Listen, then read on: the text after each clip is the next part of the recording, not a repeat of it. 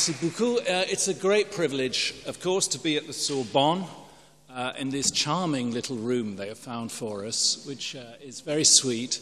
I must thank Marianne for having me here. I think this course of summer lectures on subjects of cultural interest, courses in English for people trying to learn English, I think is an excellent idea.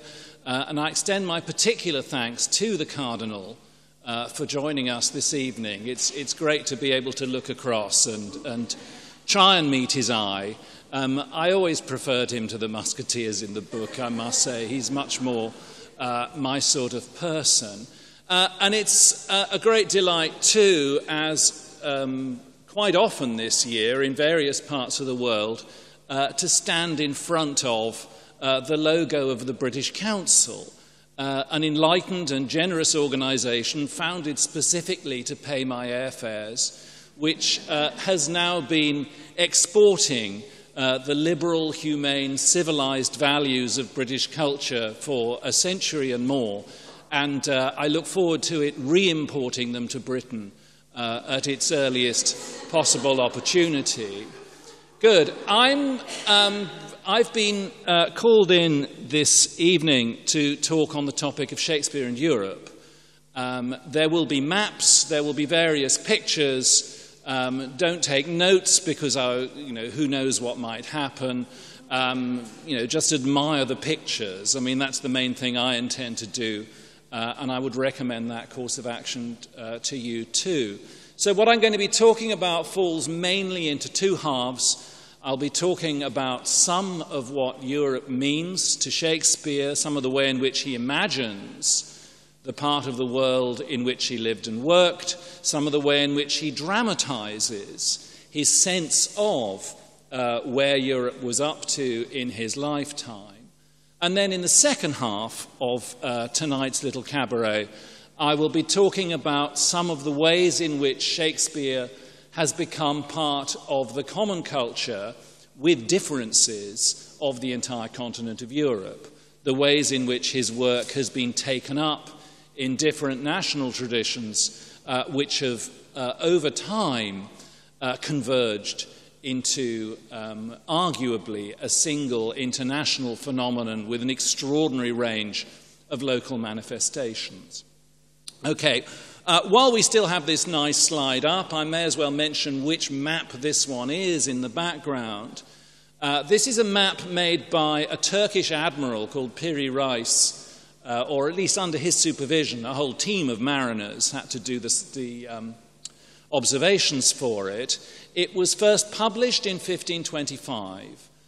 It's accurate for its date, much more accurate than many maps being produced elsewhere in the world at that time. When copies of it got out of the Ottoman Empire, they were taken up by European mariners and also were found very alarming. This is a document which gave people the impression that the Turks had their address and could find them without too much difficulty. And as you'll see, that's quite an important factor in some of the ways in which Europe is imagining itself over Shakespeare's period. I should say, by way of further commercial break before the serious scholarship gets underway, such as it is, that my job title is Director of the Shakespeare Institute, which is, incidentally, objective but anonymous sources confirm, is, incidentally, simply the best place on earth to study Shakespeare. It's where Jason is going to apply to do his PhD. It's in Stratford-upon-Avon, conveniently enough, if you like thatched cottages and cream teas, but especially convenient for the fact that it's also the home of the Royal Shakespeare Company. And we're essentially the academic collaborators of the Royal Shakespeare Company, set up to be a kind of, well, it's a PhD research centre, we teach MA courses, and we serve as a kind of ideas lab and database for the Royal Shakespeare Company, with whom we work very closely. I'm a governor of them, by the way, in my spare time. Okay, so because this is a French university, each half of my talk this evening will be divided into three parts. I know there are very strict rules in French universities that mean that everything has to be divided into 3 parts. Like Gaul in Julius Caesar. As I say, the first half, Europe in Shakespeare, I will talk a little about humanism, a little about theatre, internationalism and empathy in the London theatre scene and in the work of Shakespeare, and in particular about what I'm calling Shakespeare and the Jacobean agenda, the particular new political dispensation which Shakespeare found himself adjusting to after 1603. In the second half, the 3 parts are Romanticism, followed by the age of national theatres. I'm particularly interested in national theatres at the moment, so if that bit goes on for 2 hours and the rest takes about 10 minutes, don't be too surprised.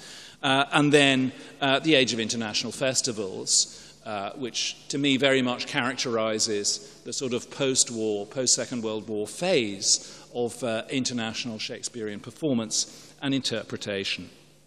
Good, so off we go into Europe. Here's another map.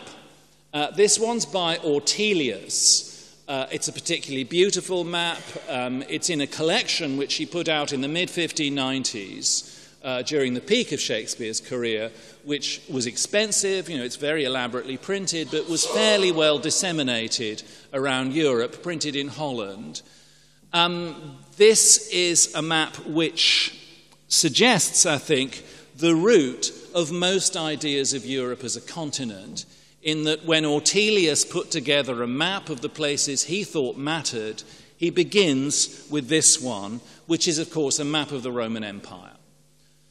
This is, in most European historical mythologies, the foundational institution of Europe, especially so for Shakespeare's time, because the most important thing that happened to the Roman Empire, as far as Shakespeare's contemporaries are concerned, is the fact that about 2/3 of the way through its existence, it converted to Christianity.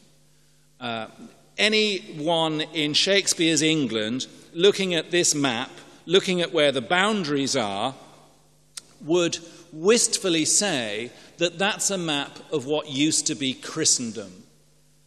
The Roman Empire just changed its name to Christendom officially once the emperors converted and this peculiar cult from Judea became the official religion, and the title Pontifex Maximus, which had belonged to the emperors, or at least to their most important ceremonial functionaries, was taken up by somebody new who, sort of vernacularized it to call himself Pope. So this is still a very important way in which the world is set up in Shakespeare's education, in Shakespeare's culture. But of course, the boundaries of Christendom had changed, as we'll see. And also the fact that on an atlas you colour it in all one colour. That had changed too. Here is a map from later in the same atlas by Ortelius called Europe. This is the Europe Shakespeare knew if he looked at an expensive atlas while he was in London. One of the great, again, continuing historical myths of Europe is the story of a united Roman Empire which falls into rival principalities and territories and colours on the map. And as Ortelius points out, it also shrinks. By this time in history, all those former Roman colonies are along the North African coast, in the Levant, and especially Asia Minor have gone. They are no longer part of Christendom. And I think it's important to note that for Shakespeare, the words Europe and Christendom are practically interchangeable. To be a European is simply to be in the civilized Christian world. It's absolutely taken for granted that pretty much anybody who counts is going to come under that heading, wherever they may be from, in the coloured-in bits of this map. The one great force for European unity in Shakespeare's time is this: the Ottoman Empire. This is a map, as you'll see, from a little later in the 17th century, and even this map fails to cope with the speed at which the Ottoman Empire was expanding westwards. They've got well beyond the left-hand border at the bottom of this map. It's absolutely vital to the European sense that Europeans ought to pull together about something, that there's a sense of a major military and ideological threat to the East. The general enemy Ottoman, as the Doge of Venice calls them in the second scene of Othello. And indeed, one of the books Shakespeare reads when he is researching Othello, pretty much last minute, is a book that's not printed until 1603, is a book by Richard Knollys called A General History of the Turks. And it's the absolutely wonderful geopolitical scare story book of the early Jacobean years. It's a whole book about how terrifying it is that the Turks have already taken over more of Christendom than is now left. And it gives a history of their military achievements, their military command and control structures, fantastically grandiloquent lists of the provinces they've conquered. And of course, the one more or less pan-Southern European alliance that happens in Shakespeare's lifetime is the alliance that produces the Battle of Lepanto, when a combined Venetian and Spanish and Neapolitan fleet met the Turkish navy in not all that far from Athens. So I could point it on the map, but at Lepanto, a battle in which Miguel de Cervantes received a terrible wound from which he never recovered. But sadly, Shakespeare, although he read Cervantes late in his life and died on technically the same day, never met him, so he never knew about Cervantes' war wound. But he did know about the Battle of Lepanto, which was hailed as one of the few moments in modern history when Christians from different kingdoms and slightly different creeds had got together, if only to try and hold off the Turks. Shakespeare's later patron, James I, of whom much more later, published an entire epic poem about it, which, of course, Shakespeare, as chief playwright for his theatre company later on, would necessarily have had to be very familiar with. The counterforce that is, of course, pulling Europe apart in Shakespeare's lifetime is this bloke.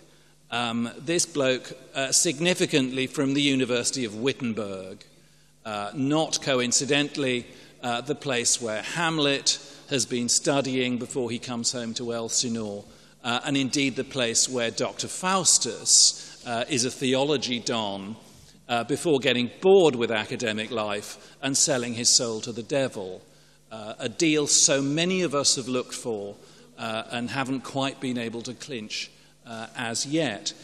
Luther publishes his famous theses, nails them to the door according to folklore, in the second decade of the 16th century, and the rest of the century is taken up with picking up the pieces as different European kingdoms, different European provinces, different European leaders side different ways as to whether they want to stay part of a Catholic Church, a Western Catholic Church governed by the Pope, or whether they want to adopt some version of Lutheran reform.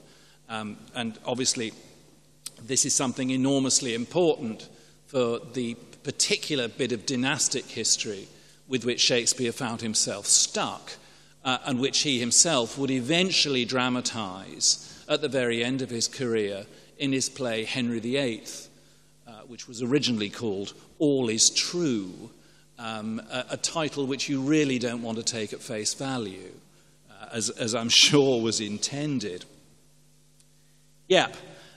So for those subjects of the Tudor monarchy which sort of intermittently and rather spasmodically and with some backsliding, broke away from the Roman Church, declared that now we were going to have Caesaropapism, the monarch was going to be the head of the church in England, and Henry VIII essentially declares, no, we're more Catholic than the Pope, I'm saving true Catholicism from the Pope. For Shakespeare, a subject of that dispensation, visions of European unity are associated with sinister Catholic powers led by the Hapsburgs. Here's another nice map, the one on the left, if you can recognize it as such. This is a map by a man called Sebastian Münster, published in 1570, gleefully proclaiming Spain to be the place in Europe furthest west to which imperial government has been given. That mythology of empire moving ever westwards is one to which various intellectuals actually subscribed in Shakespeare's time. The map's been twisted round so that west is at the top, and the head is Spain. Spain is at the head of Europe. This is a vision, a way of rendering visually a project which was actually articulated in the 16th century, the plan for a universal Habsburg monarchy. If we could only expand the Holy Roman Empire so that it's even bigger than the old Roman Empire, the pagan Roman Empire, if only we can have a single royal family to govern the whole of Europe. And that royal family was supposed to be the Hapsburgs, despite the fact that their chins practically met their noses. But what's noticeable about this map, I think, for anybody who saw it in England, is the fact that while Spain is terribly important as the head, while Denmark is holding the scepter, while Italy is the right arm with Sicily as the orb, England and Ireland and Scotland are a sort of irrelevant detail somewhere off the shoulder which you more or less have to paint out because they spoil the picture. They're just not in it at all. They're not really coloured in. They're a kind of pallid yellow colour, and they don't work as part of this image of Europe as a single-body politic. You can only do Europe as a single-body politic if you leave those people out of it completely. That seems to be one of the things that this map is saying. And of course, this map's ideology is actually put into effect in the right-hand side of this slide in 1588, when the Spanish send a navy to avenge the execution of Mary, Queen of Scots, to ship a Spanish army from the religious civil wars in the Netherlands into England, to take London, to save Britain from heresy and make it another obedient part of Catholic Habsburg-dominated Europe, which of course went horribly wrong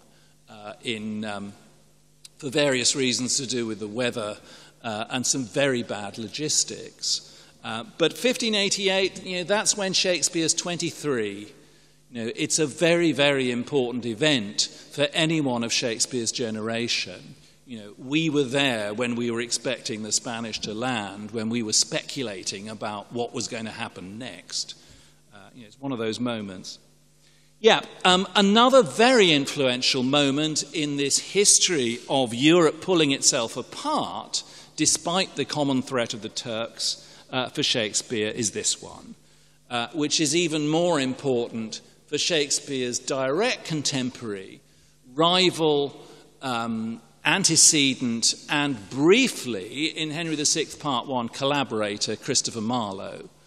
1572 is, of course, the St. Bartholomew's Day Massacre here in Paris, when all those leading Protestant nobles who were there for the wedding of Henri of Navarre were picked off by assassins, and street rioting and killing off of other Protestants was fomented by Marie de Medici and others. That happens when Shakespeare and Marlowe are both 7, and it helps cement a sense that England is definitely Protestant.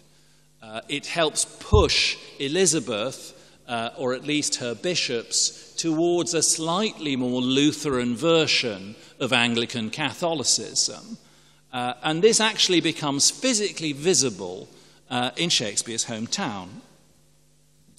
This is something Shakespeare didn't see after the age of about 7. And it's not much to be seen now. This is the Guild Chapel, the church in the centre of Stratford, not the main parish church, but the church attached to the Guildhall, which is where the schoolroom was. The church actually directly opposite the big house Shakespeare would buy in his early 30s, New Place. Like most parish churches in England, it used to be elaborately decorated. And above this arch, leading to the sanctuary, was a Last Judgment, which you can now just about see. The saved are to the left and the damned are to the right. And there was a particularly rather good set of the cardinal virtues and the deadly sins down the left-hand side of the wall. Shakespeare's father, as alderman, was the official who actually paid for the whitewash to paint it over. The movement towards iconoclasm, a sense that parish churches needed to look less Catholic and more puritanical, is something that actually happens through the agency of Shakespeare's father while he's young. So a sense that, we're not Catholic anymore, that's something that foreigners do, is something that is absolutely a part of Shakespeare's experience as he's growing up. Paradoxically, though, absolutely next door, no, there's the Guild Chapel, you can see the tower of the thing. In the adjoining room, Shakespeare learns something absolutely different, something that's not about the fragmentation of Europe, but is about its underlying unity.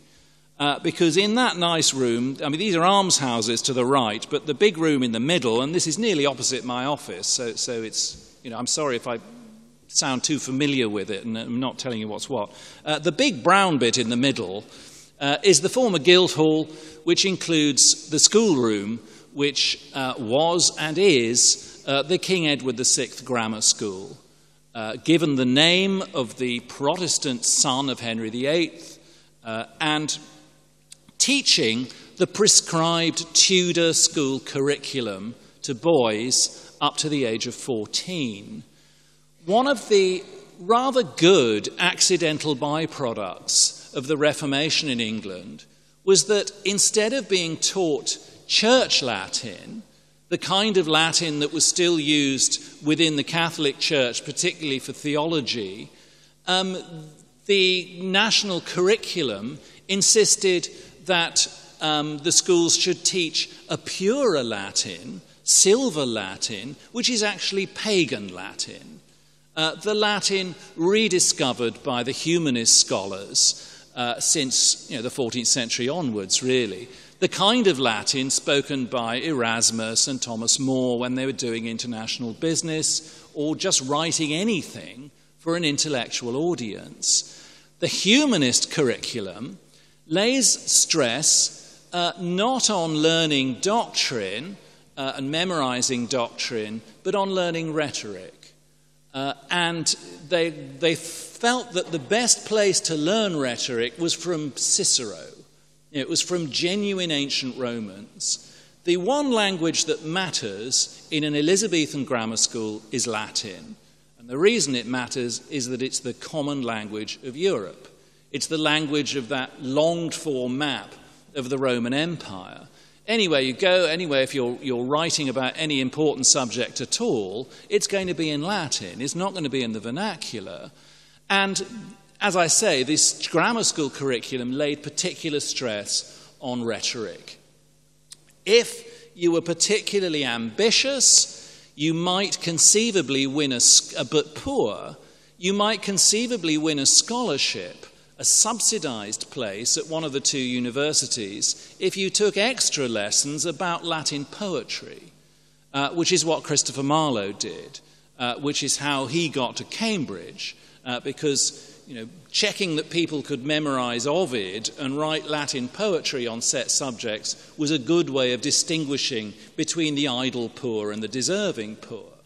And Marlowe did this. He got into Cambridge, and unfortunately, because he wasn't from a wealthy background, found himself having to subsidize his studies still further by working for the Secret Service. But that's what happens if you go to Cambridge. You just have to get used to it. Shakespeare didn't. Shakespeare's father was relatively prosperous, but Shakespeare himself, though he was evidently very good at school, did not go into the Secret Service, but went into the theatre, which from the point of view of your life chances is nearly as bad and does involve some of the same skills, but there we are. Rhetoric is the art of persuasion, and its place in the grammar school curriculum was really there because what these people were supposed to be learning was how to debate, how to make arguments they didn't necessarily believe in. In other words, how to become lawyers and how to become priests. You have to be able to dispute on any subject, but it also accidentally is a very good training for playwrights and for actors. And in fact, one of the exercises that's part of the old humanist grammar school curriculum is writing in the person of victimized Roman women. It's fascinating, that Elizabethan schoolboys, when they weren't being hit with sticks for not remembering things, spent quite a lot of time composing Latin verse, imagining themselves to be famous dying women from classical mythology. Dido was a big favourite, Cleopatra occasionally, Lucrece quite a lot. It's not an accident that Shakespeare writes a poem about Lucrece and a play about Cleopatra and keeps mentioning Dido, and he particularly keeps mentioning Dido as though he's just seen Christopher Marlowe's play about Dido and Aeneas, which really stuck in Shakespeare's mind for years. Now, the education system may seem a fair way away from the thing which makes Shakespeare's career really possible, which is the emergence of a commercial public vernacular theatre, especially since it's teaching Shakespeare only to be good in Latin rather than to do anything in English. But actually the connections between the humanist movement in education and the emergence of English commercial drama in the later 16th century, I think, is much closer than people have admitted. Here is the largest single non-religious room in Shakespeare's England, the largest building in an English university. It's the hall at Christ Church, Oxford, built by Cardinal Wolsey and completed under Henry VIII after Wolsey's disgrace, which Shakespeare, of course, later wrote a play about. And in fact, Shakespeare actually mentions this building in Henry VIII. I want to mention, this is just a sample. This is just two random vignettes as to what's going on in the humanist Anglican universities in Shakespeare's time. Under the humanist dispensation, Oxford and Cambridge colleges were actually given quite big budgets to put on plays in Latin and plays in Greek, and some Oxford academics even wrote plays in English in their spare time, some of which they read with their students. Loads actually, but I'm going to single out two very important theatrical events happen in this room. One of them is in 1566. 1566, when Shakespeare's 2, though I think he did hear about this later on, judging by one of his later plays, Elizabeth I had appointed her favourite, the Earl of Leicester, Chancellor of the University of Oxford, just in case anybody didn't think she was serious about him. And she came to Oxford in order to make a formal inspection, a visitation, that year, 66. She arrived in what's now my garden and had a big party with the Earl of Leicester, and she came and stayed in Christ Church because it was the biggest and most important college and the one that had been founded by her father. Because the acoustics in there are a nightmare, as you can imagine. I mean, I've seen Gary Glitter play in there. I probably shouldn't admit that nowadays, but I saw Gary Glitter play in there in '81. And even with a lot of amplification, it's a difficult space acoustically.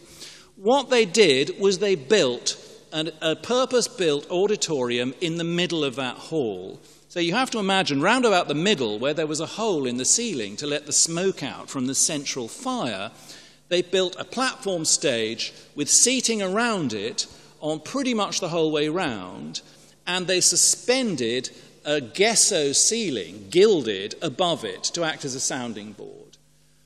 It was a structure very like the amphitheatre playhouses which would emerge in London 10 years later. And it was first seen in here, where Elizabeth watched a two-part play about Palamon and Arcite from Chaucer's Knight's Tale, the same story that Shakespeare draws on for Midsummer Night's Dream, and that he will later dramatise himself in Two Noble Kinsmen with Fletcher, right at the end of his career. That's one specimen of something that happened in here.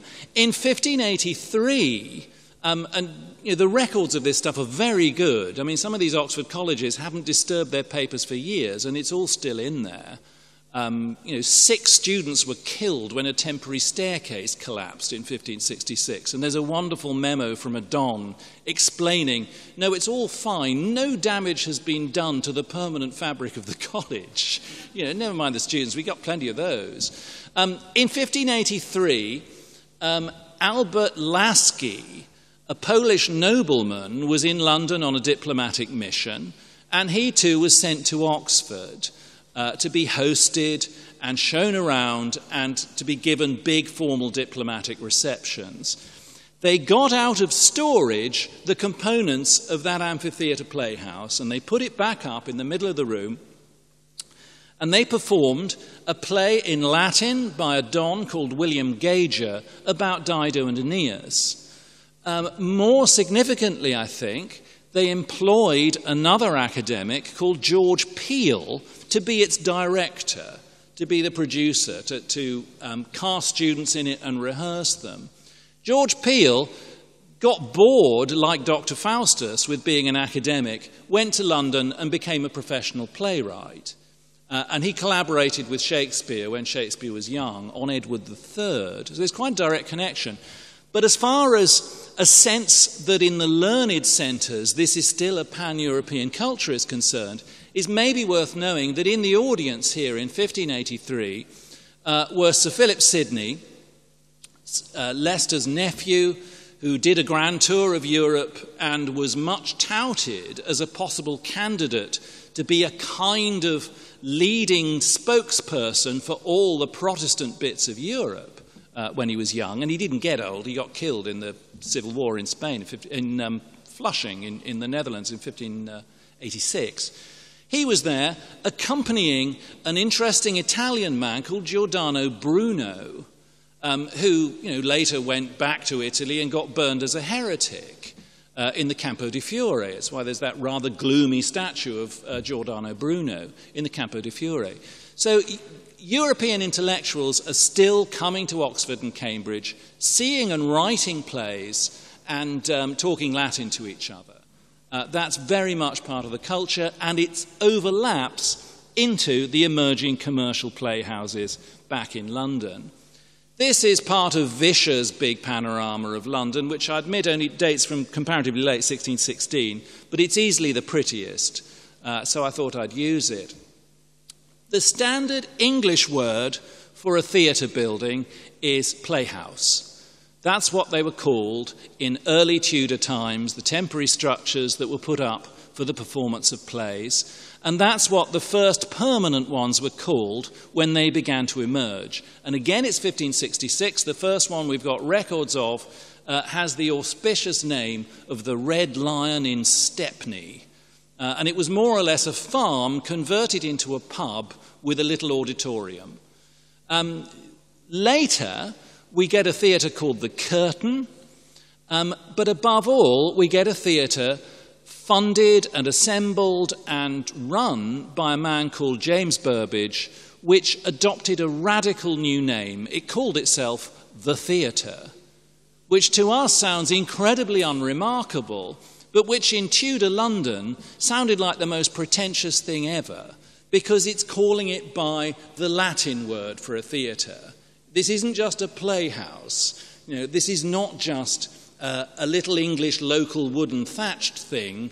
It's a theatre, like Pompey's theatre, like the theatres you've read about in your Latin school books.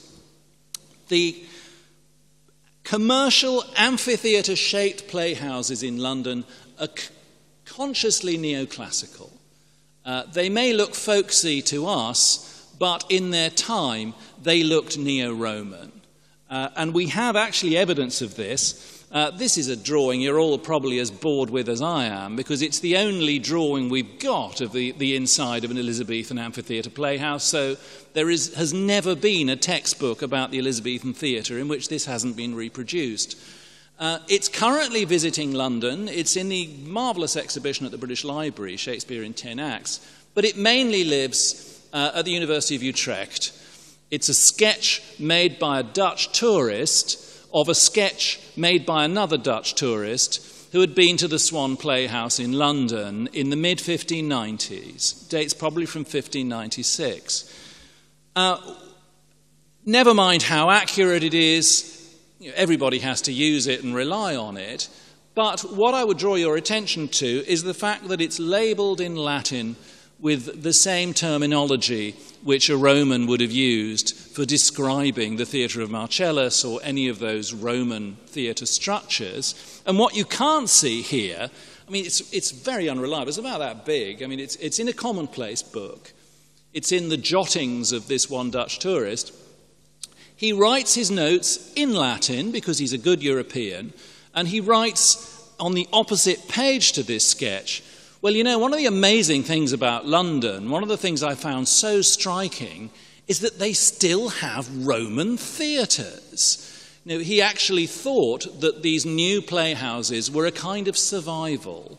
They showed that England was still part of Britannia, that he really thought there was a cultural continuity between the kind of shows that the Romans put on by playwrights like Plautus and the kind of shows that the Elizabethans put on, which were, after all, quite often rewrites of plays by Plautus. So, I don't think he was that far out. When it comes to Shakespeare's own colleagues, they too participate in a version of neoclassicism. When Hemmings and Condell, Shakespeare's actor colleagues, put together the first folio, the first collected edition of Shakespeare plays, in 1623, or rather they'd been assembling it for about 4 years before then. It just only comes out in 1623.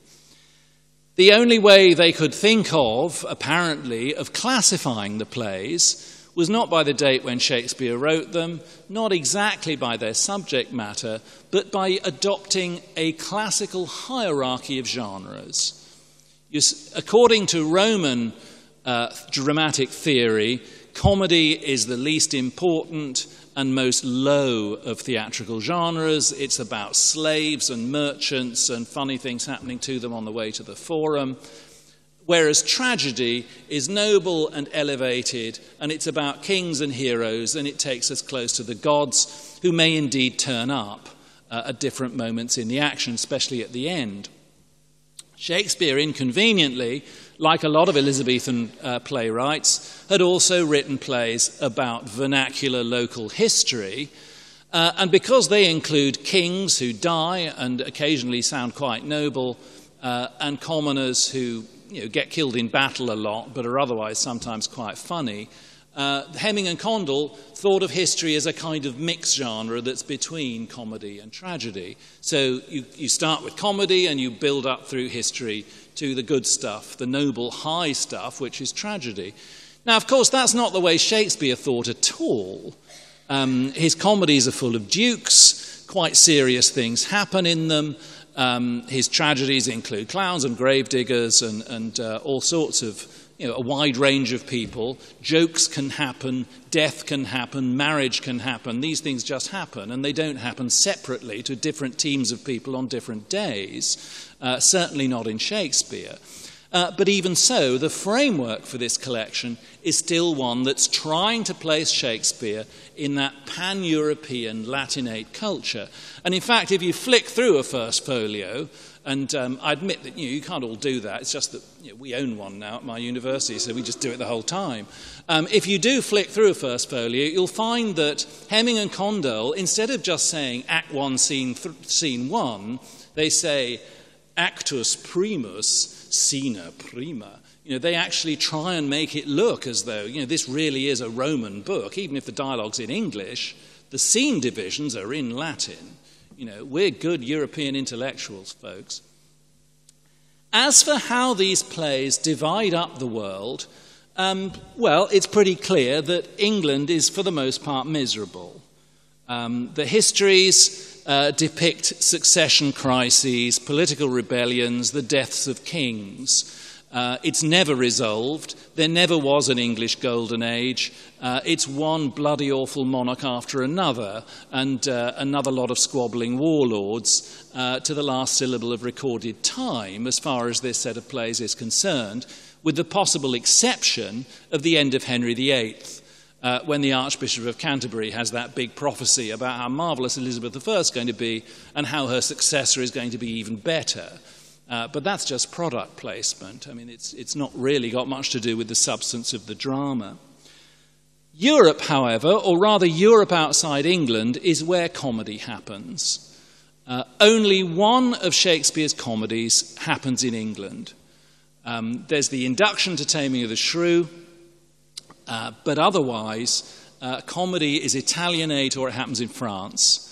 All's Well That Ends Well, Love's Labour's Lost. Most obviously, Love's Labour's Lost being Shakespeare's bizarre, comic, sort of arabesque base that partly alludes to the French civil wars of religion, Henri of Navarre and all that stuff, but which translates it absolutely into Commedia dell'arte. It's his most orthodox Italianate play with the comedy pedant and the comedy braggadocio and all those other stock figures.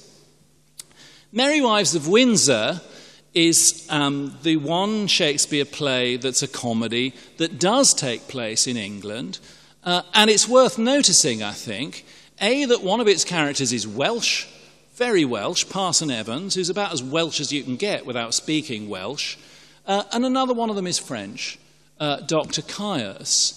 There's a certain amount of sort of sitcom, easy laughs about the way both the Welshman and the Frenchman pronounce English, but nobody at any point in the action expresses any surprise or disapproval of the fact that they're living and working in Windsor. This is a play which appears to be deeply committed to freedom of movement. There's a French doctor propping up the English health system. This should not be a surprise. Indeed, Shakespeare is actually, of all the Elizabethan playwrights, he's the most interested and most sympathetic to migrant labour. This is one of the best documents we've got about Shakespeare's everyday life in London. It is, of course, his deposition in the Belot Mountjoy lawsuit, which he makes in 1612, though it refers to events that had happened about 10 years earlier. The Mountjoys, or Montjoie, as they had been very recently, were French expatriate Protestants, refugees from France during the Wars of Religion, who settled in London and became, a bit stereotypically, hairdressers, and indeed jewellers. They specialised in tires.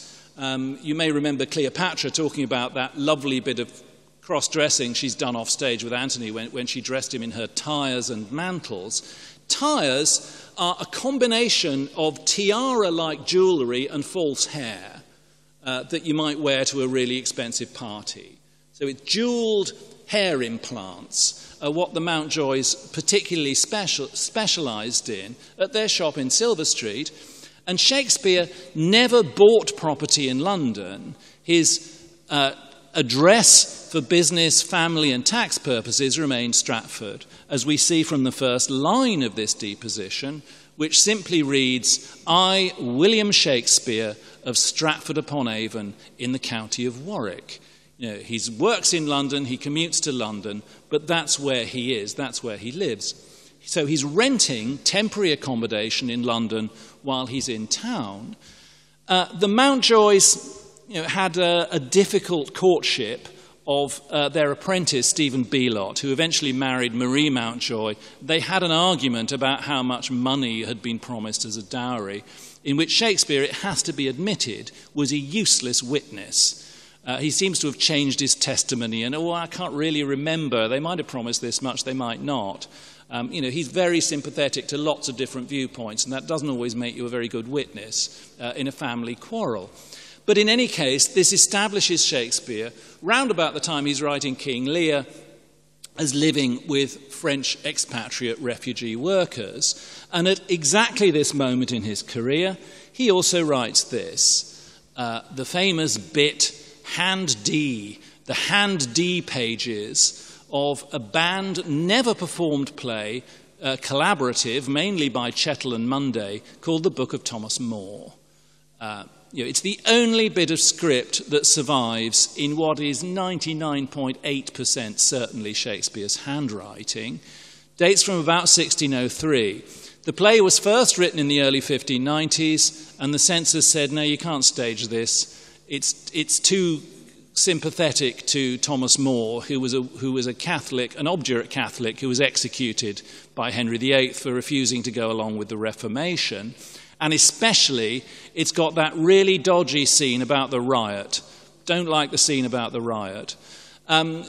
Later, they dug it out and they got Shakespeare in. They said, you know, can you rewrite some of this for us? Can you maybe rewrite the scene with the riot? Hand D, the bit of the manuscript that's in Shakespeare's handwriting, and this too is currently on display at the British Library. You know, get over there, it's really nice.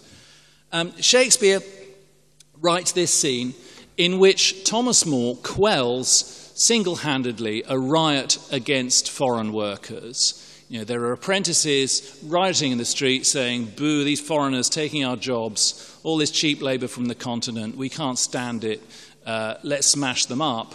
And Thomas More calms them down with this famous, what's become a famous speech, which has been, you know, Ian McKellen's party piece for as long as I've known him. I mean, he memorised this when he was about 30, and the slightest provocation, he will recite it for you. He performed it last on Shakespeare's birthday during the RSC's live gala performance in Stratford. You know, it's an absolutely standard Shakespearean demonstration that the business of drama is empathy. And empathy does not stop at national boundaries. The whole point of rhetoric, dramatic rhetoric, is to induce an audience to feel what it might be like to be in a different position. And this is simply what Thomas More demonstrates. You know, yeah, I mean, I could recite this for you, but I hope you can read it. And it's now in most collected editions of Shakespeare, just this fragment, where he simply points out that, you know, if you get banished, you will be in exactly the position you are wherever you go in Europe.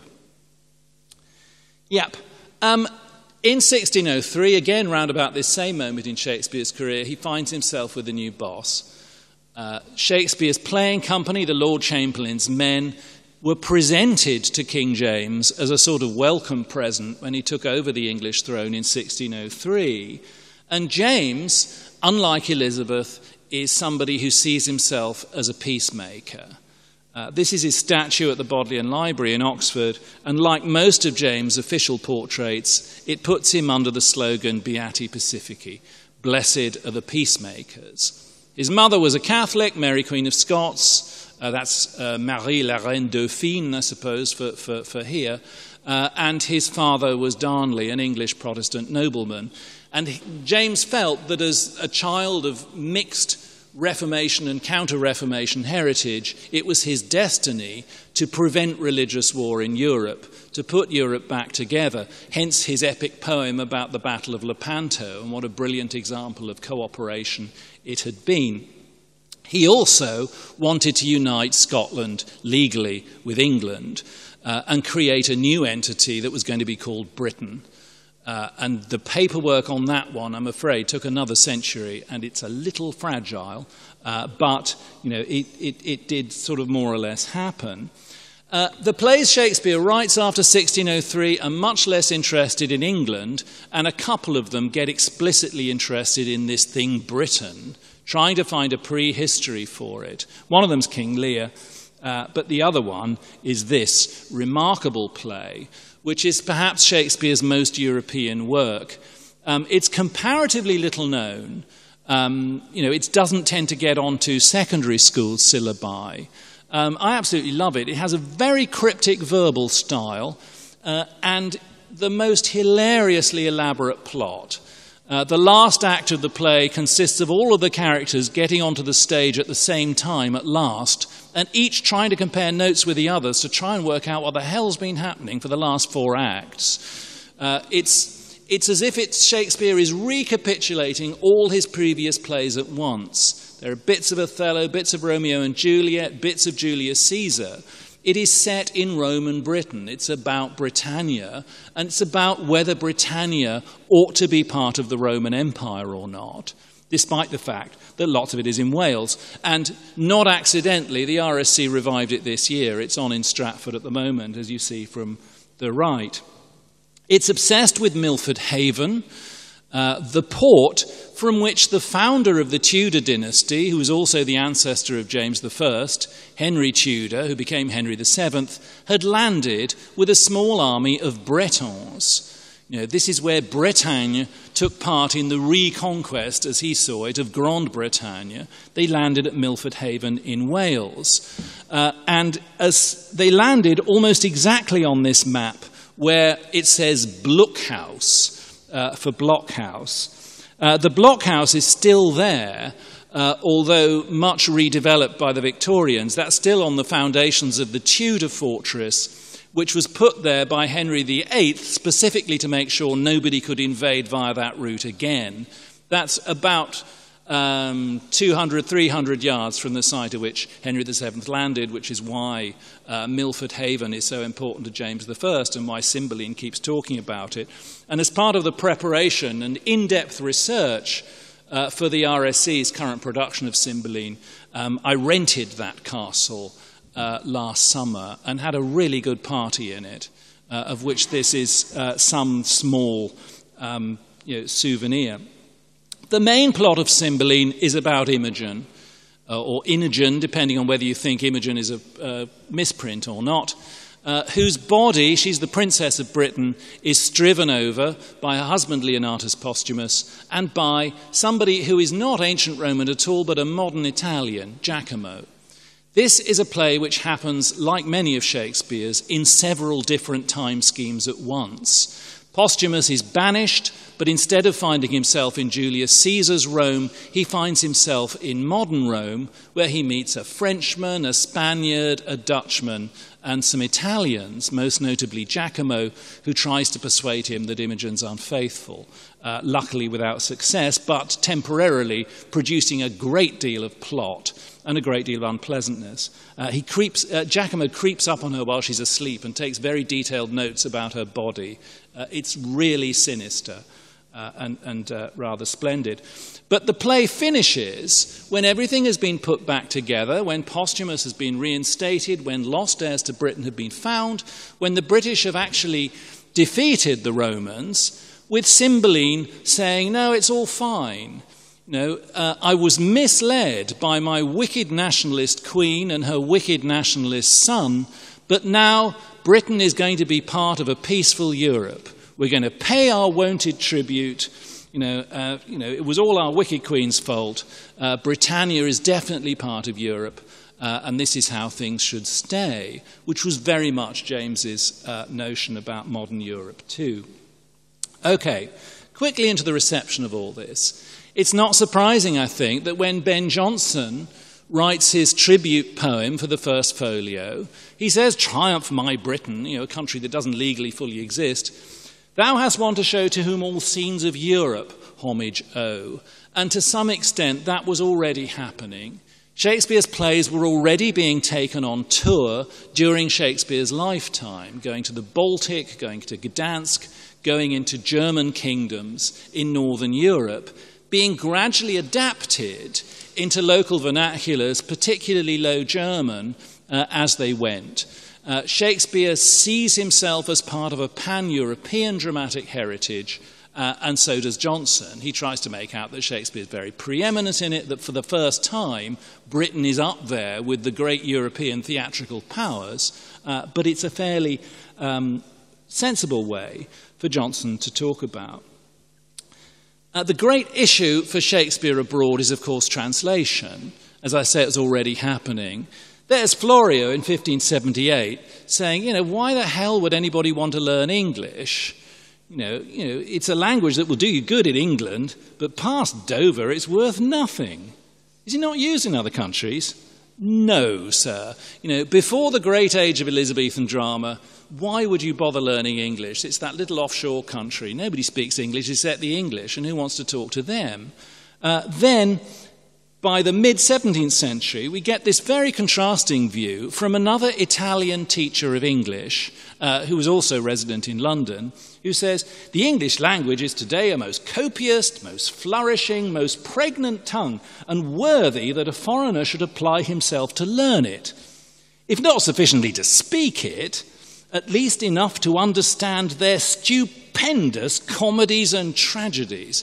You don't want to talk with the English, but my God, they write good plays. And they're really worth understanding, those plays. Crikey. The only reason for learning English is to understand Shakespeare better. It's not a bad quotation, I think, from Mr. Torriano.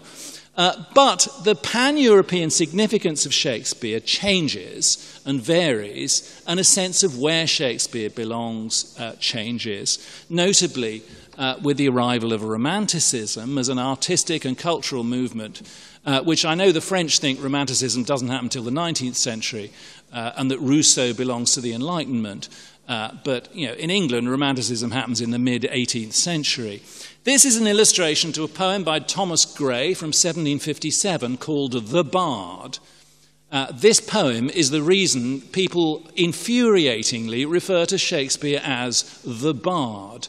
Please, if I achieve nothing else tonight, can I ask all of you never to refer to Shakespeare as the Bard? It's not a word he used himself, least of all about himself. The Bard is a legendary figure of poets who used to sing heroic battle songs to the accompaniment of harps to local ethnic chieftains. Thomas Gray's poem depicts, as you see in the picture, the last of the true Welsh bards who used to sing about heroic Welshness to the harp, choosing to jump off a cliff rather than surrender to the invading Normans. This is, and the poem is his last great utterance about how, he'd rather die than not be a truly Welsh bard. It's this notion that culture is innately local and ethnic, that it belongs to the landscape, that it is uttered by heroic prophets who remind us of the heroic deeds of our forefathers. This notion of bardicness gets stuck to poets, some of whom it fits pretty well, like Robbie Burns, but it really doesn't fit Shakespeare. Nonetheless, the notion that Shakespeare ought to have been ethnically English and very committed to voicing his native landscape becomes so mainstream in the later 18th century that the first great Shakespeare fan festival, David Garrick's Jubilee of 1769, happened in Stratford-upon-Avon. Shakespeare himself had better things to write about than Stratford-upon-Avon, and from the point of view of the English Tourist Board, there isn't much in Shakespeare that you can quote directly that says Stratford's great, you should go and visit it.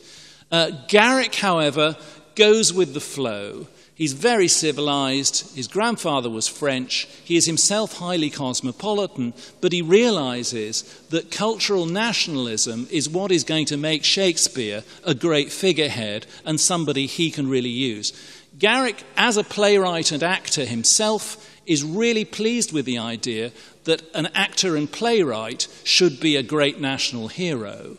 And the notion that you can become part of the nation, that you have a kind of entitlement through being imbued with its national culture, is central to the fan festival which Garrick organised in Stratford in 1769. The centrepiece was Garrick reciting his ode, this great poem with music by Thomas Arne, a full orchestra and singers, about Shakespeare's genius and how freeing it is. It's a very libertarian poem. One thing that nationalist movements did across Europe was spread a notion that if you were a member of a nation, that meant you had rights. And indeed, the Jubilee Ode seemed to us so historically important that this year, for Shakespeare's birthday, we reconstructed it. We had it reenacted by the excellent Sam West with full orchestra and a choir, and it was broadcast live on the BBC. And if you're in Britain before the end of September, or indeed before mid-October, you can still watch it on the BBC iPlayer. It's staggering. We had a very good time. The music's lovely. It's like Handel. Garrick composed songs to go with it and to be sung around Stratford during the Jubilee, including this one, which tries to make Shakespeare, as you'll see, very much into a sort of poster boy for romantic nationalism. Our Shakespeare compared to is no man, no Frenchman, nor Grecian, nor Roman. Their swans are all geese to the Avon sweet swan, and the men of all men was a Warwickshire man. This is Shakespeare, the Warwickshire will, the notion of the land speaking through its true-born yeoman sons, which again is not a notion you find articulated much in the Shakespeare canon. However, despite it, the Jubilee succeeds in making Stratford internationally famous as marvellously parochial, and it has an international dimension in that one of its events was a fancy dress party to which James Boswell illustrated, the biographer of Dr. Johnson, a man who seduced Rousseau's mistress while bringing her across the Channel in a very uncomfortable ship, a Scotsman, a child of the Scottish Enlightenment. He came to the Shakespeare Jubilee wearing this costume, dressed as a Corsican patriot.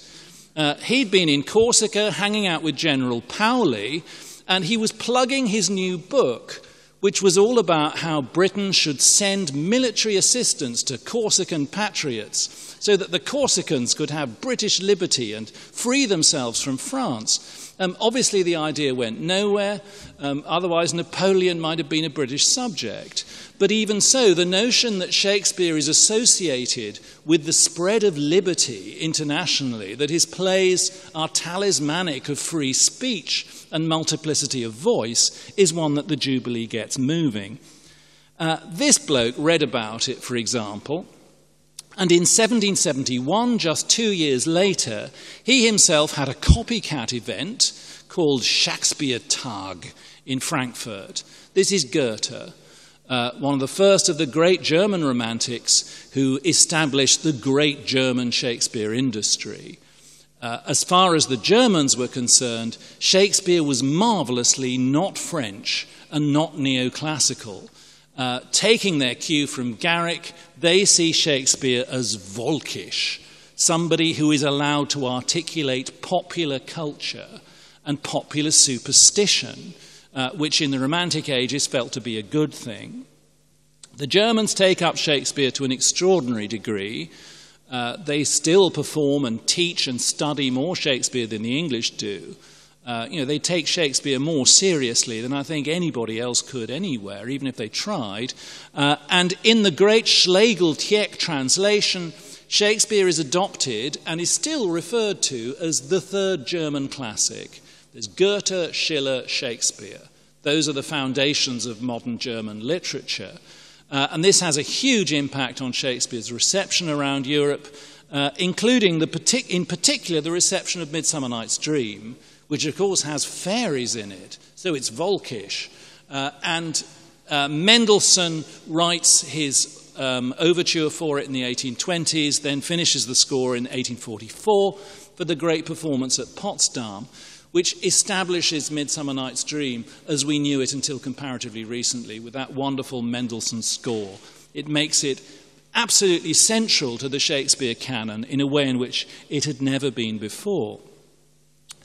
Back in Britain, the Romantic period is a very contentious one for Shakespeare. The great debate as to whether Shakespeare would have supported the French Revolution or not is very much alive in London in the early 19th century. Definitely on the anti-side is John Philip Kemble, whose signature Shakespeare role was Coriolanus, the Roman general who defies the mob and sticks up for order even at the cost of his own destruction, a play which Kemble put on to celebrate the 200th anniversary of Shakespeare's death in 1816, with a bit of Garrick's Jubilee as an encore. He built a specially neoclassical theatre for himself at Covent Garden, which gave less space to lower-class customers. The pit got smaller and the private boxes got bigger, which provoked riots that were about as near to the French Revolution as London got. But it's very much a pan-European Shakespeare, which it celebrates, because the safety curtain had a picture on it of statues of the national playwrights of different nations, obviously with Shakespeare in the middle, and then a kind of alleyway of classical statues of Molière, Plautus, Lope de Vega, and others. This is, again, an attempt to establish English Shakespeare and English drama as centrally authoritative in an English tradition. Now, some of Kemble's friends try to take Shakespeare in English around Europe in the Romantic period. This is Eliza O'Neill, Jane Austen's favourite actress, the great Juliet of the 1810s, really. Lord Normanby fell in love with her without ever meeting her when he was still a student at Cambridge, sent her a proposal of marriage, even though he wasn't old enough to marry without his parents' consent. She was a sensible woman. She sent it to her parents. Rather, she sent it to his parents, and they weren't very pleased. He wound up being MP for Scarborough in Yorkshire, but he was in keeping with his great love for Eliza O'Neill, who was a Catholic, Irish, he supported Catholic emancipation. Nobody else in Scarborough did much, and he wound up being made British ambassador to Tuscany. What a terrible thing to happen to anybody. And he had to live in this palazzo in Florence, which is now the architecture department of Florence University. And he converted it into an incredibly lavish private theatre in which he and other expatriates put on lots of Shakespeare. This had no impact on Italian culture at all. Hardly anybody Italian ever went, I don't think. James Fenimore Cooper, the author of The Last of the Mohicans, went and was very sniffy about it.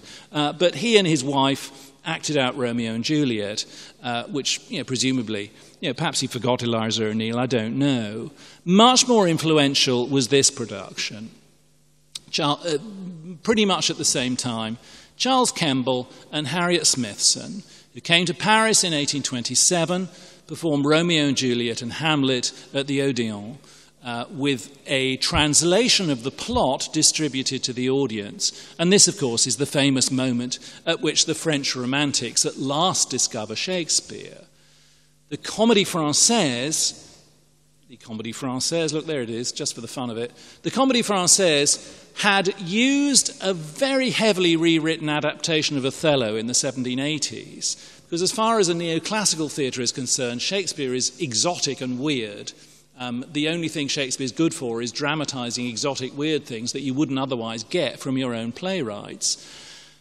It's a romantic Shakespeare that the 19th century French want, a Shakespeare who is prepared to write extravagant plays about extreme emotion, about a pair of lower-class lovers. They're not kings or princes or gods or heroes or any of those people you're supposed to write plays about, and who's prepared to write about fairies in Midsummer Night's Dream.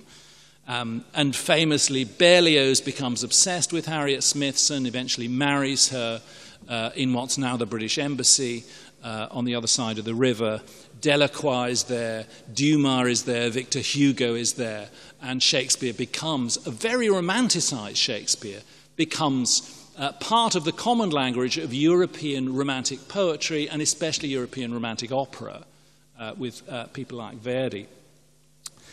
The interesting thing, I think, about the 19th century, as the empires collapse, as 1848 happens, as all these national movements for emancipation happen, is that each time a different province of Europe or ethnicity of Europe or language group of Europe gets its own national culture legitimized, they want to do it by building a national theatre in which they want to do Shakespeare in their own language. Shakespeare has become part of what it means to be a normal international power. And even though all of these theatres seem to want to look as though the Roman Empire never fell, as though as though Europe has always been under one classical management. There's the Deutsche National Theatre in Weimar, with Goethe and Schiller outside it, obviously. In Bucharest, Shakespeare, it's a major event in the Romanian national awakening when Merchant of Venice is performed in Iași in 1852. Then there's a huge Hamlet in their new National Theatre in Bucharest in 1860. The Czech National Theatre in Prague, built for the purpose of performing in the Czech language instead of in German, because they were supposed to be part of the Austrian Empire, that really got going around the Shakespeare anniversary in 1864, because they wanted to do the Winter's Tale, because it's all about Bohemia. It's a Czech nationalist slogan, Perdita's coming home. Even though actually Perdita's from Sicilia and she's leaving Bohemia, but that they suppressed. And there, of course, is the Burgtheater in Vienna, which, like many of these buildings, has a bust of Shakespeare built into it. Here's a very late example, but a very interesting one, I think, which I'd known very little about until I researched it earlier this year. This is Riga in Latvia. It's a huge event for Latvian nationalism when The Merchant of Venice gets performed by amateurs in a not very good Latvian translation in 1884 with added folk dances to prove it's Latvian. The main theatre in Latvia had been German-speaking. Latvia was run by Germans, but as a province of the Russian Empire. So you get it either way. If you're a Latvian speaker, you're just felt to be the peasantry. That theatre, the one you can see here on the right, was the big German-speaking theatre in Riga, and to this day, above the proscenium arch are likenesses of Goethe, Schiller, Shakespeare, Wagner. This is German culture. It's fabulous. Wagner worked there for a while. But in time, it also got a Russian-speaking theatre, this beautiful Art Nouveau building, which has, on one side, a medallion of Shakespeare staring eternally at the drain pipe. But there he is. And there's one of Molière doing much the same thing on the other side. During the Latvian nationalist movement at the end of the 19th century, this became terribly important. And they quite understandably put on this. This is Julius Caesar translated into Latvian with Brutus, the person who assassinates Caesar, very much the hero. I mean, if you're resisting people from the Kaiser who are propping up the Tsar, those are just variant spellings of Caesar, or Caesar, as it is in Latvian. And so this production of Julius Caesar is very important in Latvia. And in fact, in 1918, after the First World War, Latvia declares itself independent at the theatre. That's the plaque on the theatre, what's now the National Theatre, saying this is where we declared ourselves independent. They declare themselves independent in between performances of Taming of the Shrew. That's what I call proper nationalism. Back in England, 1864 didn't manage to found any theatres at all, but they had a big demo. This is the Working Class Shakespeare Association in London, planting an oak tree on Primrose Hill to mark the Shakespeare anniversary. And this event turned into a demonstration on behalf of Garibaldi, the Italian liberator and unifier, because they were fed up that the British government weren't letting him stay in England longer. This nationalist revivals, national emancipation and Shakespeare are completely tied up. When the British do finally start campaigning in earnest for a national theatre, they hold a ball. You know, that's what the English do when they're trying to raise money. They have a ball. Here it is. I borrowed this book. I must acknowledge this book we don't have in our library. I had to borrow it from Gregory Doran, the head of the RSC, who has his own copy, you know, show off. Anyway, it's a lovely book. It's got pictures in it and everything. This was a fundraising ball in 1911 to try and found a Shakespeare Memorial National Theatre. They held it the same week as the coronation of George V, so that as many important people as possible could be there. And here are some of them, a list of the royal guests at the Shakespeare Ball. It's 1911. In the back of the book, there's a little essay by Israel Galant saying, well, I'm sure we're going to be able to raise enough money and get this project finally established if we all pull together in the big Shakespeare anniversary that's coming up in April 1916. And, you know, if you think of where all these people were in April 1916, you know, it's terrible. You know, they're fighting on different sides in the war. The German prince who was there was leading the German army at Verdun. The Russian prince there had to flee the country.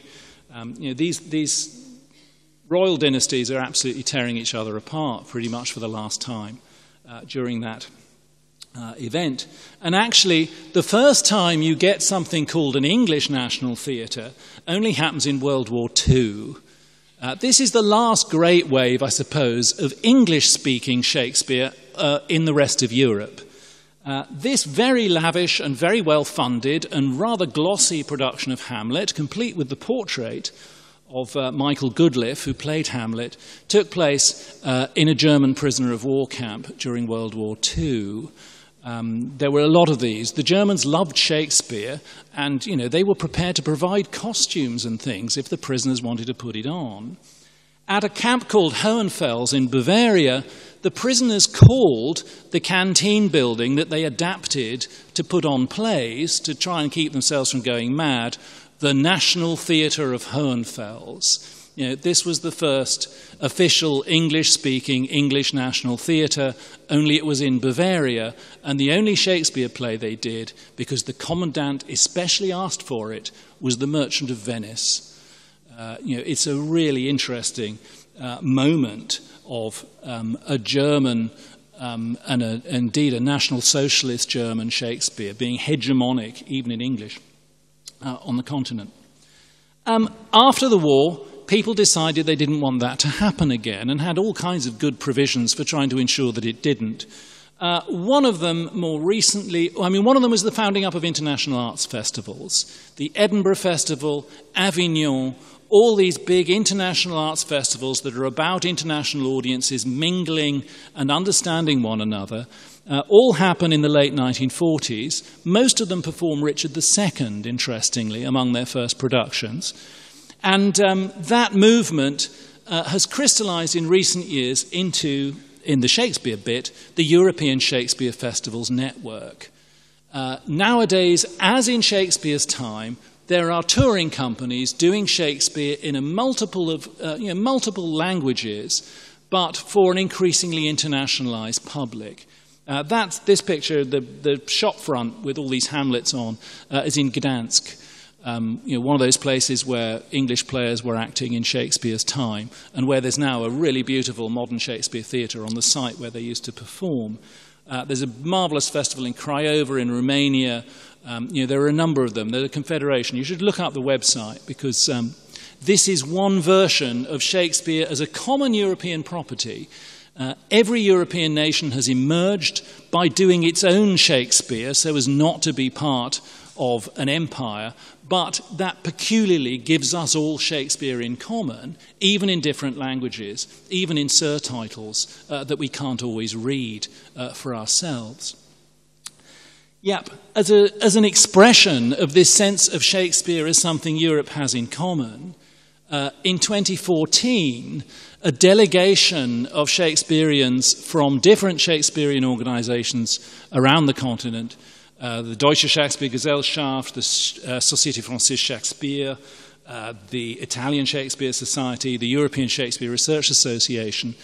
We went to Brussels with a proposal that the European Union, just as it had adopted the Ode to Joy as a pan-European anthem, might like to adopt Shakespeare as the first official pan-European laureate. Something which we thought Shakespeare deserved, and something which we thought might help remind the British that a writer they think of as their national poet is actually an expression of the European Renaissance and someone deeply important to every national culture on this continent. They were getting on with it, but we went back last year. We had a lot of encouragement, but alas, political events intervened, and it was felt not to be politic to send somebody from Brussels to declare Shakespeare European to mark the Shakespeare anniversary in 2016. Instead, what's happening in Stratford is a very interestingly topical production of Cymbeline. And here's another version of how Shakespeare has become pan-European. It's beamed out to cinemas all over the continent.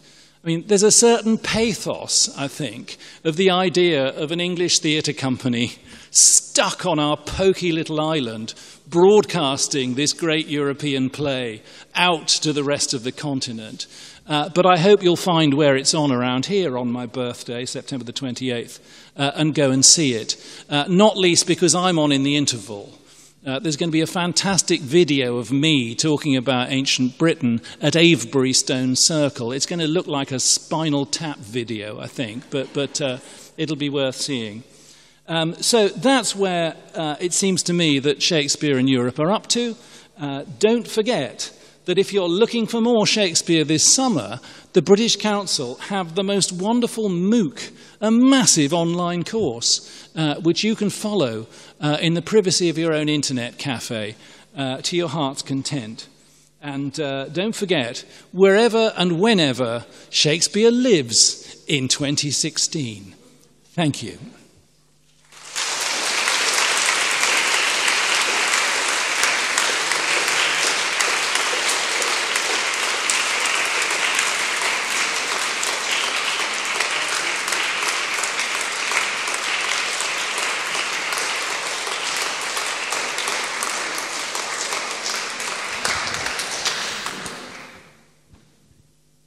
I'm more than happy to take questions or just to drink wine or just watch the football. I mean, I'm really not fussy.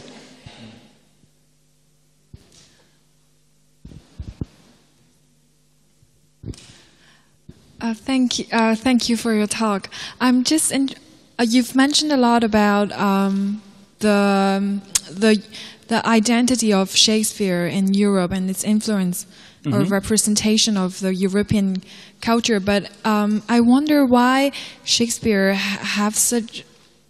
developed such a kind of image. You mentioned about the Romantic period and how it influenced, for example, in France, and then it goes to Austria, Czech. But then, are there any reasons that leads to such a kind of enormous supremacy in Shakespeare's identity or play? Thank you. Yeah, well, because of when Romanticism happens and when various other things happen, Shakespeare is felt to be a defining part of British identity during the setting up of the British Empire, which is why the Americans are still stuck with him, and the Australians, among many others. That lingering sense that Shakespeare can be used as part of a supremacist rhetoric, because this cosmopolitan playwright is so good, then maybe we are too, is something that still hangs on here and there. As I hope I've suggested, I think it's very alien to what's actually the content of the plays.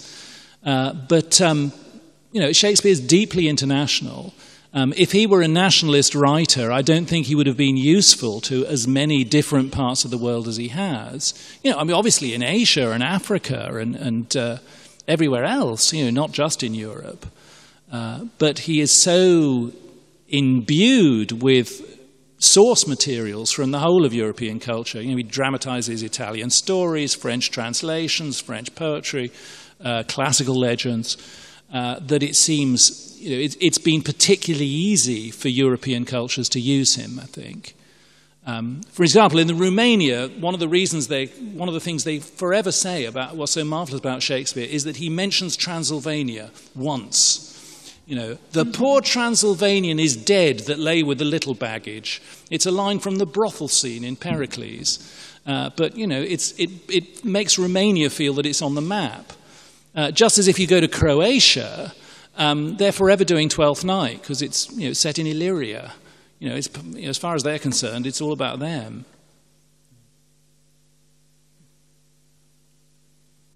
I'd like to come back to something you said in part one about those touring companies in Shakespeare's time. Yeah. Do we know who they were and on what terms they performed? Who asked them to come and where they went? We know a fair amount, not as much as we'd like to. In the same way that in France there were companies calling themselves the Italian players who weren't necessarily Italian but who were felt to be performing in Italian modes, you get this phenomenon in the 17th century of the Englischer Comedian, you know, the English players. And originally they're English and then they hire local personnel and carry on doing the same kind of stuff. We have some of their scripts. We have the script De Bestraft Brudermord, which is a wonderful early German translation of Hamlet, with lots more funny bits put in. It's really good. I had a company perform it at the Institute last year. We have records of particular patrons, of dukes, in Halle, a Christian of whoever he is, whichever principality it is in Halle. He has the English comedians come. They perform Hamlet. They perform a version of Merchant of Venice called the well-designed judgment of a female student, or the Jew of Venice. You know, that one. So yeah, there are fragmentary records of these companies, and we know that Will Kemp, Shakespeare's main comic actor in the 1590s, before he joined the Lord Chamberlain's Men, had gone with a small number of English actors and performed at court at Kronborg, at Elsinore. You know, so Shakespeare did know somebody who'd worked at Elsinore, even though he'd certainly never seen it himself, even though he claims it has cliffs in the play, which it doesn't.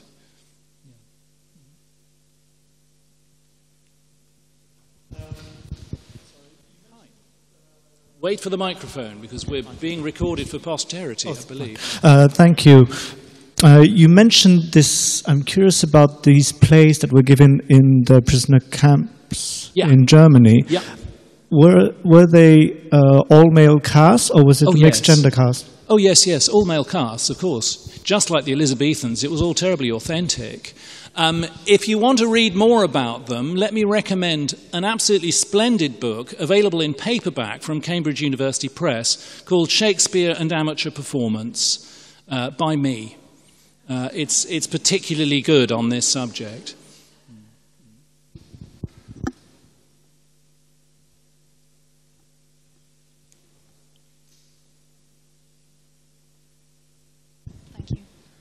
You talked about religion in Europe as well, and Catholicism versus Protestants. Yep. And I wanted to know if there's any indications in Shakespeare's play or in the studies that you've done, whether he was a Protestant or whether he preferred Catholicism. As far as Shakespeare's concerned, his real interest is in human beings. He's very good at imagining what the world might feel like if you're a pagan, if you're an ancient Trojan, if you're an ancient Greek, if you're living in the Middle Ages in England before the Reformation. Henry V sings Non nobis in te deum, which wouldn't have been legal in 1599. And the character in Henry VIII who has a vision of angels is Catherine of Aragon, who's a Catholic. He went to a Protestant church. He bought a share in its tithes. He had himself buried in it. But the Anglican Church is a kind of compromised church anyway. We don't have any eyewitness evidence of Shakespeare being any, except for the fact that Shakespeare went to church. But then that was legally necessary anyway. I don't think he's much interested in religious division as a dramatic subject. He avoids it. Even in Henry VIII, which is all about Anne Boleyn and Henry VIII's divorce, he doesn't write much about doctrine, unlike Thomas Dekker. You know, some Elizabethan playwrights do write massively anti-Catholic plays that discuss theology, and Shakespeare avoids it. So you don't think that there's a message behind the fact that Hamlet was studying in Wittenberg specifically, like on the way Hamlet is depicted in the play? I think it's a kind of pressure point or thing that the play flags up, that if you're writing about subjectivity, then the Reformation is sort of relevant, and that's a very famous German university. But, it's a very pan-European play, Hamlet, and very deliberately so. Hamlet's at university in Germany, the court are in Denmark, Laertes is going to Paris, the Norwegians are involved, they do an Italian play about, the Duke of Gonzaga. It's as if Hamlet is deliberately pitched at a very wide market that way. Yeah, but I think if you try and deduce a theological doctrine from a Shakespeare play, that's absolutely not the use for which they're designed.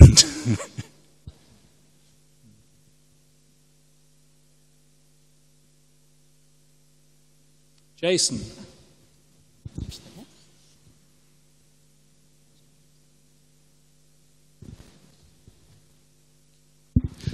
Yeah, I was just wondering, with the change of monarch from Elizabeth to James I, do you think there's been much of what influence that might have had on his work? Obviously, we've seen the witches within Macbeth and the whole mystical element.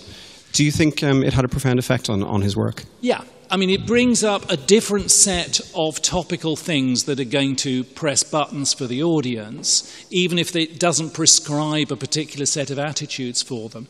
And another thing it does is because James has a family, unlike Elizabeth, there are more parties at court for which he's going to hire in the players. So Shakespeare's getting more work at court in the early Jacobean years than he had been in the 1590s. And so the kind of court agenda is perhaps more important to him. Though, of course, I mean, they've still got 2 theatres in London that paying customers come to. He's still catering for an extremely wide spread of potential theatre goers, including aristocrats who go to the public playhouses, even though the monarch can't, and merchants, gentry, anybody who can afford a penny to get in. But James, I think in Cymbeline in particular, shows a real engagement with James's political agenda. That really is a play that's deliberately taking it up and doing variations on it. And then King Lear, I suppose, is exactly the opposite, since it's so much a play that rubs James's nose in it about how kings should pay more attention to the homeless. It's absolutely not on message about the divine right of kings, which was something else that James was quite keen on.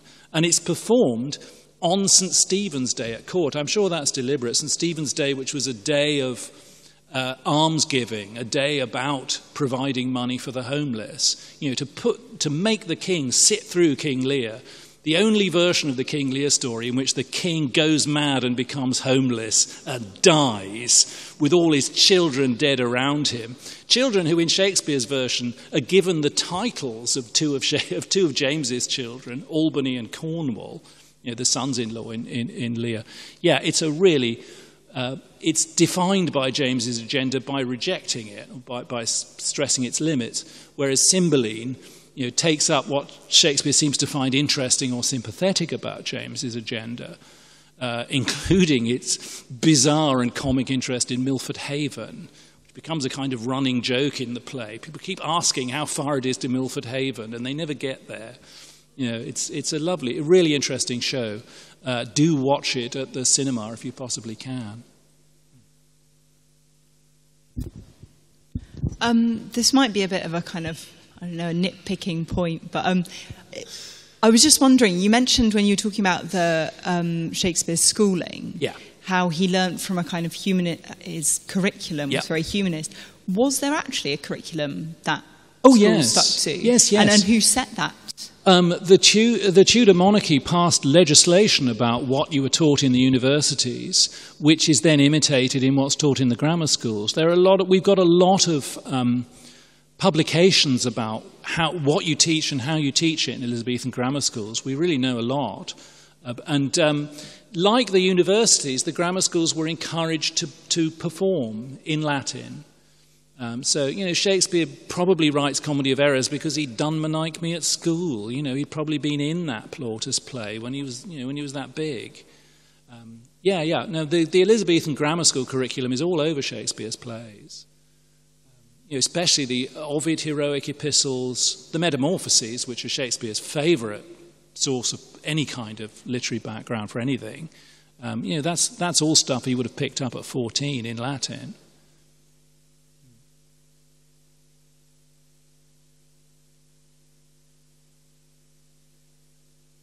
One more. Somebody think of a last one, and then we can all go.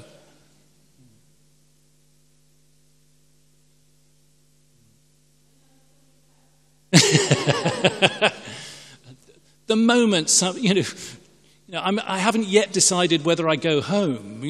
Don't.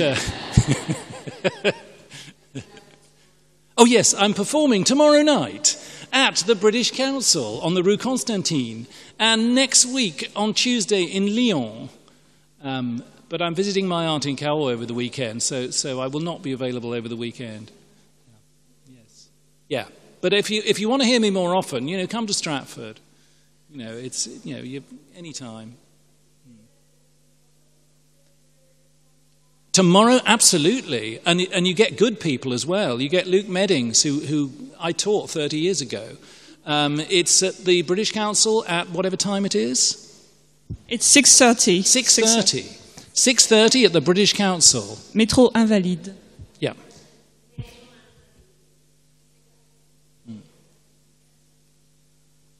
Et à vous, madame. Et à vous. Okay. Bonsoir.